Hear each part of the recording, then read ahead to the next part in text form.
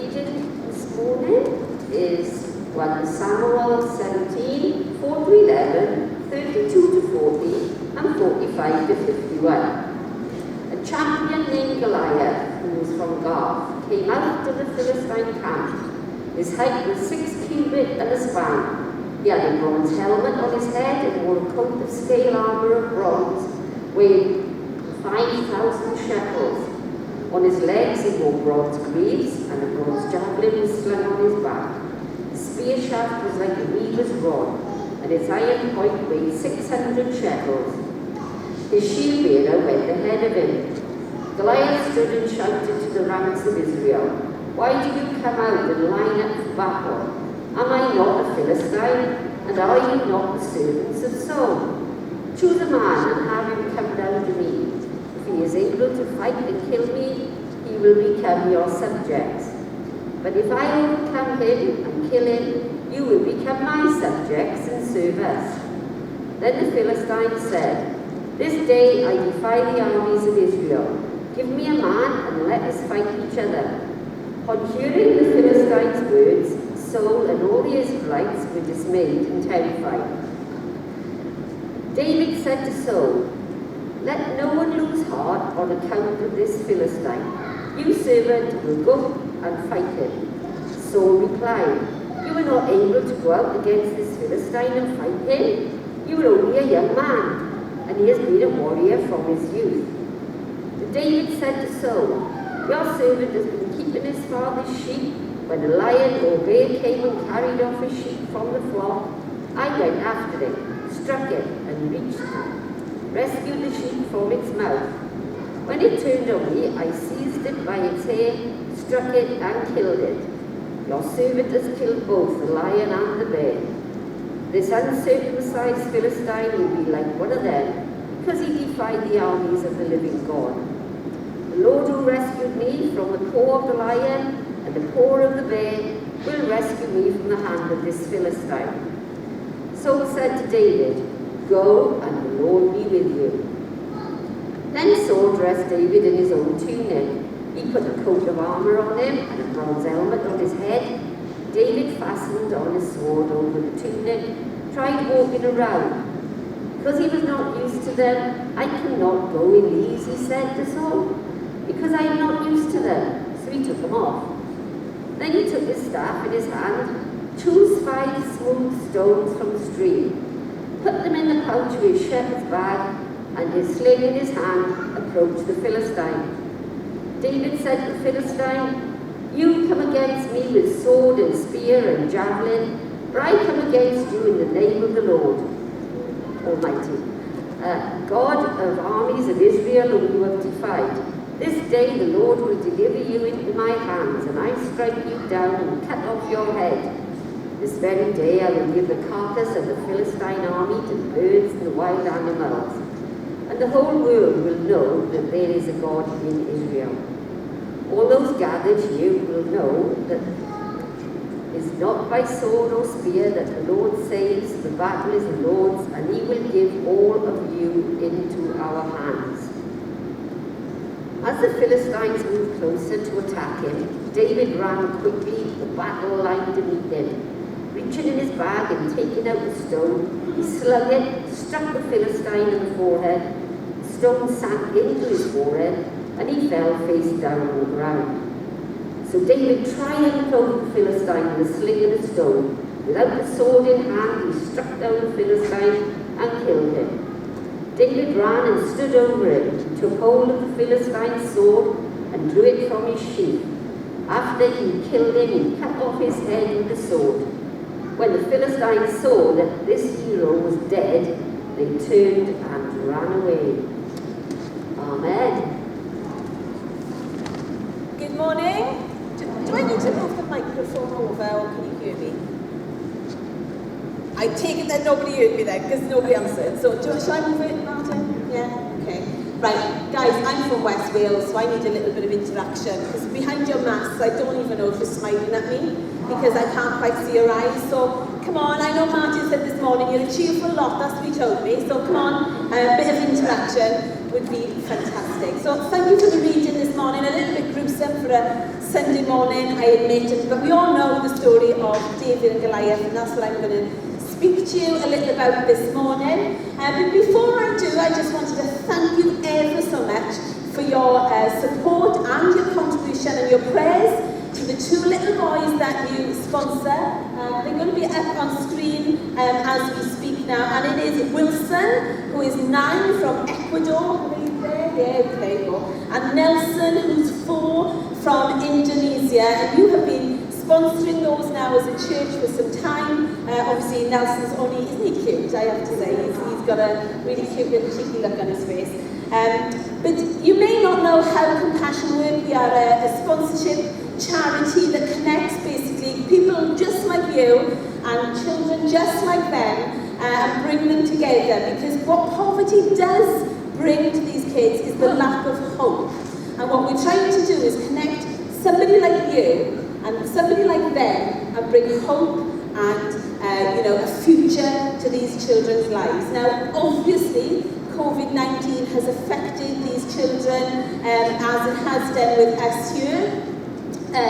Here, obviously, we might have fretted over our Asda delivery not turning up, or maybe, furlough systems or school closures and having to kind of do our school online and whatever. But clearly, in countries like this, it was a lot more devastating, and the Compassion projects have had to change considerably how they've worked over the last couple of months. And so whereas we used to bring the children into projects, help them with their schooling and medical checks, etc., the projects, as you can imagine, through lockdown have had to close down, and our main concern has been purely to get food to these children, because when their parents, they are day labourers, most of them, so they will go out, get a job, get paid for the day, and then it repeats itself tomorrow. With complete lockdown, which happened in the majority of these countries, they couldn't go out, they couldn't work, therefore couldn't feed their families. So a lot of our children will go without food. So as a charity, that has been our priority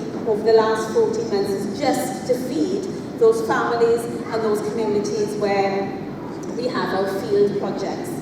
In addition, as you can imagine, especially, particularly like in Africa, clean water is a problem. So, standing there for 20 minutes singing happy birthday, 20 minutes, 20 seconds, singing happy birthday is not going to happen. So we have taught a lot of the children and their families to make their own hand sanitizers and provide them with the stuff. So Compassion has been very, very busy over the last 14 months out in the field.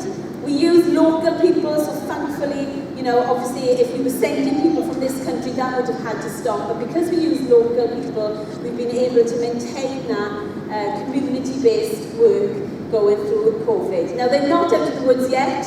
We're obviously coming out of restrictions. So out of our 25 Compassion projects and offices that we have across the country, across the world rather, only 5 have so far been able to open. Haiti being one of them, which is now closed because of, obviously, if you've seen the news this week, the unrest that's happening there. So lots of prayers are needed for those that live in extreme poverty. So that's your little boys. Let me tell you a little bit about myself. I live in, I was going to say sunny West Wales, but it was absolutely chucking it down when I left this morning, so it wasn't that particularly sunny. So I live in West Wales. I cover Martin. I'm going to take Martin with me again. He announced me as the partnership manager for Compassion UK. I wish I was. I only cover Wales. So I'm the Compassion manager for Wales, and I cover the English borders as well. And I've been doing this now as a full-time employment for 2 years, but I've been involved in Compassion for over 14 years because I also, myself and my husband are senior leaders at our church. And for the last 14 years, we have been promoting Compassion within our church over the years. So, and I'm pleased to say during that time we have managed to sponsor nearly 80 children. So that is absolutely amazing. So that's me and that's who I am. So give me a smile. I can only see your eyes. So if your eyes move, then that's right. Yeah. So I want to ask you this morning, if I said to you, obviously restrictions are lifting at the moment, so if I was to say to you, if I could give you any opportunity whatsoever, what would it be? So have a think about that for the moment. It might be that you've always wanted a skydive. I've always wanted a skydive, but I would never ever do it because they would literally have to push me out the plane. Because I think once I sat there and looked down, they wouldn't get me out. I have never wanted a bungee jump, I'll just say that. I don't think being tied to a piece of string is like an ideal thing to do. What else would I do? I would love to go to space. If I had the opportunity, apparently Richard Branson is being shipped off to space this afternoon at 2 o'clock, if you want to watch that on live. I would love to do that. And the reason I'd love to do that is I'd love to be in space and look down, so like I look up at the moon, I would like to be in space and look down on our planet, because I think that would be absolutely awesome. What else would I like to do? I would never want to work, I would never want to swim with sharks, so I don't know if that's one of your kind of opportunities that you'd want to do. But it might be something even, you might want to change jobs, you might want the opportunity to change jobs, you might want the opportunity to travel somewhere. I mean, we've all been restricted on that recently. There might be somewhere that particularly you want to go. You might want to write a book. Or guys, you might want to write a song, produce your own album from Guildhall. Who knows what opportunity you want to do? But you know, I love about opportunity is that the word is so inspiring, isn't it? Opportunity. It inspires hope. And as well as that, it inspires us to maybe strive for something bigger, something better, something further than we are already just kind of living with. We are faced with so many opportunities every single day, and some of them come disguised as hard work, some of them come disguised as maybe just a thought or something in our heart, but we are faced with opportunities every single day, and so often we can miss them and they pass us by. Thomas Edison once said, opportunity is missed by most people because it is dressed in overalls and looks like hard work. But how often do we hear people say, oh, if only I had the chance to do that. If only I had the opportunity. If only I could do. The opportunity to experience something new, something different, something more. Sometimes we haven't even got up from the bed and we're already dreaming about the opportunities that could come our way. You see, God gives us opportunities to live and enjoy life and have it, as John 10:10 reminds us, to the full, overflowing in abundance. But you know, taking opportunities can be really scary, can't it? The beauty of taking opportunities is that anything can happen. We could excel, we could exceed, we could achieve all we want, but at the same time, by taking opportunities, we could possibly fail, get hurt, and maybe get embarrassed. But Psalm 37 reminds us that when we follow the Lord, and God is pleased with us, even if we stumble, we will not fall, because the Lord holds our hand through it all. But what if we don't fall? What if we don't get hurt? What if the opportunity that God brings our way absolutely extends our life, extends our kind of love for Him, extends all that He has for us? Galatians 6 tells us this. Take advantage of every opportunity. So this morning I'm going to look at the story that was read to us from David and Goliath, a very famous one. It didn't need to be read because I guarantee you all know it. It's one of those stories that if you are a Sunday school teacher and you've forgotten to prepare, let's be honest, David and Goliath comes out, isn't it? Because it's a story we all know inside out. So this morning I'm going to look at that story, but so often when we hear preachers speaking about David and Goliath, it is looked at from the point of Goliath being this obstacle, being this barrier, being this thing that, you know, the Israelites had to overcome. But this morning, I want to turn it on his head a little bit and talk to you about Goliath being David's opportunity.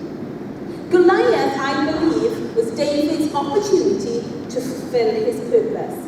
You see, without the killing of Goliath, would David maybe have become king? God gave David the opportunity to show the whole of Israel and the armies that were fighting against them his mighty power. If David had run away like others had done, might that had God's power be shown through him, and might he have not got to the king's throne. So this morning, I want to tell you that Goliath was his opportunity, and he wasn't a threat to David. Now, this morning, like I said, the story's been read, but just to recap, the Philistine army was on one side of the valley, the Israelite army was on the other side of the valley. Goliath is this massive giant who, let's be honest, who would want to face him? I definitely wouldn't. I don't think I would have been as brave as David. Probably the spear would have been the size of David, because we all know David was just a little boy. And he'd come against the Israelites with this challenge. Basically, he was saying, send your best warrior, come on, let me have you. You can't beat me, so send your best, and let me just take him out, basically, is what he was saying, isn't it? Every morning and every evening for 40 days, Goliath gave this chant and gave this challenge.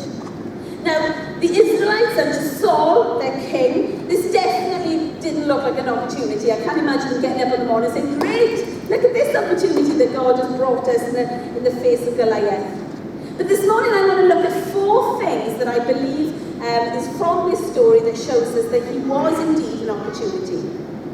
The first thing is that opportunities come in all shapes and sizes. As you read the story of David and Goliath, David doesn't immediately have the opportunity to face Goliath, does he? Firstly, he has the opportunity to look after the sheep. That's where we first meet David in this story. He's looking after his father's sheep. Then his father calls for him and asks him to take the packed lunch to his brothers. So that's like the next opportunity that he had. And then when he gets to the battlefield, that's when he has obviously the opportunity then to face Goliath. So when he left the sheep at the beginning of the story, and when he grabbed the packed lunches and the whatever he took to his brothers, he didn't foresee what was ahead. He might have heard about it, but he probably didn't foresee the opportunity that was ahead. So often, when we look for opportunities, we hold out for the big things, don't we? We are not prepared to maybe clean the toilets in the church because we want to be on the worship team. We maybe don't do that contract for £10 a month because we want the £1,000 a month contract. We maybe don't take that job on the tills in Tesco because we want to manage Tesco. We don't want to be on a till. But opportunities come in all shapes and sizes. And Luke 16 tells us this. Anyone who is trusted with the little matters can also be trusted in important matters. But anyone who is dishonest in little matters will be dishonest in important matters. So when God brings opportunities to you, don't disregard the small things, like cleaning the toilets, like helping set up, and goodness knows, we as a church have been in the predicament where we've rented halls. Guys, it's a lot of work. You know, you come in, you sit down, it looks lovely. It's a lot of work setting up. That could be an opportunity for you to start serving. And who knows, if you are faithful in the small, what God will bring in the big. Secondly, say yes more often. Great opportunities come from various places. They might come from an idea in your head that you've dreamed about for years. They might come in somebody like myself coming into a church service and saying something that sparks something off. It might come from a friend. It might even come out of a bad situation. And sometimes when we say yes to new challenges, new relationships, new adventures, that's when God brings the opportunities into our lives. You see, David first enters the story in the verse 12 of First Kings. But what he had to do first was say yes to looking after the sheep. Then he had to say yes to taking the packed lunch to his brothers. And then he says yes when God says, go on, you can go and get Goliath. Now, I'm not saying you say yes to everything, because obviously you would burn out if you did. And maybe some of you have in the past and have learned the hard way. But when God puts something in your heart, when God is moving within you on an opportunity, that's when you should say yes. Thirdly, be careful of influences. Now, don't pretend you don't care what other people think, because you do and you should, because people in our lives are important. Now, up until a couple of months ago, I only had to worry about what I wore from the waist up. Come on, anybody that's been on Zoom calls, you could be in your shorts, your pyjamas, anything, can't you? But from there up, you had to get your makeup done, your hair done. Now I've got to think about from my head to my toes, because you can see me all. People care about what other people think, because people matter. But remember, what a person says or thinks about you is probably more about what they're going through than about you. But from leaving the sheep to actually killing Goliath, David met with 4 influencers. In verse 28, we see David's first influencer, and that was his brother. His brother said to him this, "What are you doing here? Why aren't you minding your own business? Go back to the sheep." David's brother could only see what David had done. He could only see the shepherd boy in him. Go back to what you know is best. David's brother was his limiting influencer. Now, some people, when opportunities come your way and you want to follow a dream or God puts something in your heart to do something, there will be people in your life who will try to limit you. They only see the past, they can't see your future, and it comes maybe from a place of concern, but they don't see in you what God sees in you. So often we hear, from our closest people, don't we? The reality check, do you mean? Kind of, what, you're going to do that? Are you sure? But what happened before? And they bring up all the failures, and before you know it, you've been put back, so to speak, in your box. So be careful of those people who are trying to limit you. Secondly, David heard from the king. Now, initially, Saul was like, guys, David, you can't do this. You're a kid. You've got no experience. Like, what are you even doing? And then he kind of came to realise, okay, this kid's got something. Perhaps he can. But what I'll do is I'll give him my armour and I'll tell him how to do it and all this type of stuff. You see, Saul was David's manipulating influencer. He believed he could do it eventually, but he had to do it Saul's way. Psychologists tell us that people who manipulate do so because they feel need to control the environment and surroundings, an urge that often stems from deep-seated fear or anxiety. It is not a healthy behaviour. So do not be influenced by people who want to manipulate you. Thirdly, David heard from Goliath himself. He said, "What am I, a dog? You come to me with sticks? Come on then, give it your best shot." That's what he said. "When I'm done, I'm going to feed your flesh to the birds and the animals." I don't know about you, but that would have just put me off.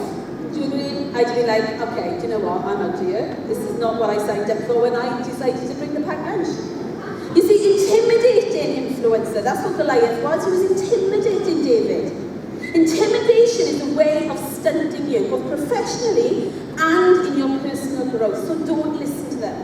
When God calls you to do something, when God is telling you and giving you the opportunity to maybe serve you, when God is giving you the opportunity to maybe speak to your neighbour, if God is giving you the opportunity, who knows, to be a missionary in outer Africa, you will have people who will try to intimidate you. The only voice David listened to was God. God told him that he could defeat Goliath. God told him that he was capable of the task. God told him that he wasn't alone in the achievement. And God told him that that is what he was called to do. The only opinion you need to be concerned about, the only person that you need to have behind you, having your back, supporting you, is God. And lastly, in the words of great George Michael, you've got to have faith. I'm not going to sing it because you've all need therapy if I start singing now. But opportunities and risk go hand in hand. Starting your own business is a great opportunity, but it is a massive risk. But if we trust God and seek Him in everything that we do and everywhere that we go, He promises to direct us. So it's a calculated risk by taking faith. David had faith. Humanly speaking, let's be perfectly honest, there was no way he was going to kill Goliath. But he was completely confident in God's ability through him. Having faith requires courage to face the fear of uncertainty. You see, when we operate in faith, no matter the outcome, we grow through the process. So you might even not get it right first time, but we grow through the process and become more resilient. We exercise faith Faith grows, it becomes stronger, it becomes bigger, until in the end we are more willing to take risks to achieve the potential God has for us. So in finishing, what has God called you to do? Is it serving here? Is it speaking to your neighbours? Is it working on kids' church? Is it to start a business? Is it to write a book? Is it to write an album and do an album? What is God calling you to do? And what opportunities is He putting in your way? Remind yourself today that opportunities come in all shapes and sizes. Remind yourself today that you need to start saying yes to what God is calling you to do. Be careful listening to those that are going to influence you. And start exercising some faith and just watch what God is going to do. You know, I am going to give you an opportunity right now. We have come through possibly, I would dare to say, the hardest and most challenging 16 months, and it's not over yet. You know, schools have been closed. Who'd have thought that we couldn't attend weddings, that exams were cancelled, that we couldn't even attend the funerals of our loved ones? Who'd have thought that would ever be? The Eurovision Song Contest was cancelled, for goodness sake. Who'd have thought? The Euros haven't, incidentally. So this last 16 months has been very, very difficult. Some of us maybe have been furloughed, some of us maybe have been struggling with our businesses. It has been, let's be truthful, a nightmare season to come through, and quite hard and challenging to navigate. But as difficult as it's been for us, like I said earlier, it has been disproportionately difficult for those living in extreme poverty. Over the years, charities like Compassion and other charities as well have actually made a headway into poverty. And, you know, over the years, poverty actually figures have been dropping.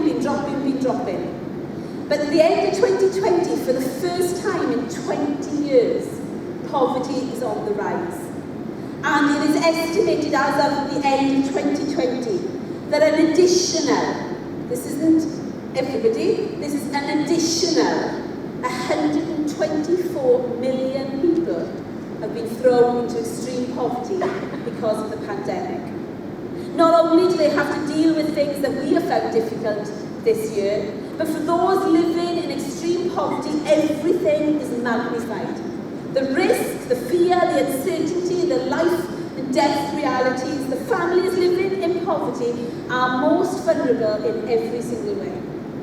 Basic hygiene and safety that we take for granted here in the developed world are luxuries to most people living in poverty.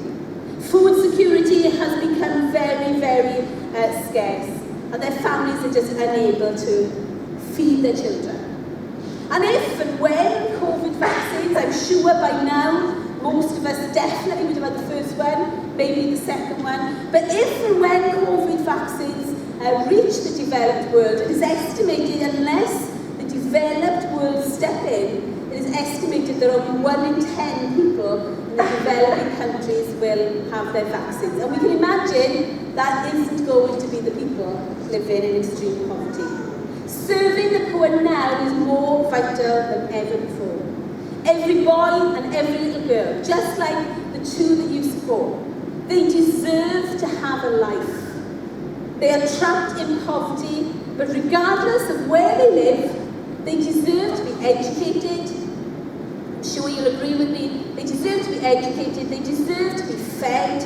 They deserve to be safe. They deserve to grow up healthy and strong. They deserve to be able to play and not work or be subject to, trafficking and being soldiers at very early ages. They deserve to live the life that God had always intended them to live. Proverbs 11 says this: the world of the generous gets larger and larger. The world of the stingy gets smaller and smaller. The one who blesses others is abundantly blessed. Those who help others are helped. So today I'm giving you the opportunity to change a life, just like little Deborah here, who is age 4 from Burkina Faso. You have the opportunity today to make a tremendous difference in this little girl's life. You have the opportunity today to bring this little girl home. You have the opportunity today to leave this little girl playing instead of being subject to goodness knows what she may be subject to. Come on, let's pray. Father God, we thank you for the privilege of being able to help those less fortunate than ourselves. Thank you for every child that has been supported through Compassion UK and other similar charities. Lord, bless every single one of them. We thank you for the privilege to sleep each night in a comfy bed, to have clean water at the turn of a tap, to have 3 meals a day and a health service that looks after us when we're sick. Lord, never let us get so comfortable that we assume everyone is as fortunate as we are. Expand our understanding of the needs in this world and our capacity to show compassion to the least, the lost, and the lonely. In Jesus' name, amen. We're going to watch a short video now, and then after the video we're going to sing a song as well. But if you are interested in looking at the work of compassion, come and chat with me after. Socially distanced, of course. We have a table outside where we have 10 children who are desperate for somebody to take their life and change it around. And that could be you. You have the opportunity this morning to make a tremendous difference. So please don't rush off. Come and have a chat with me later. But after the video, we're then going to sing another song.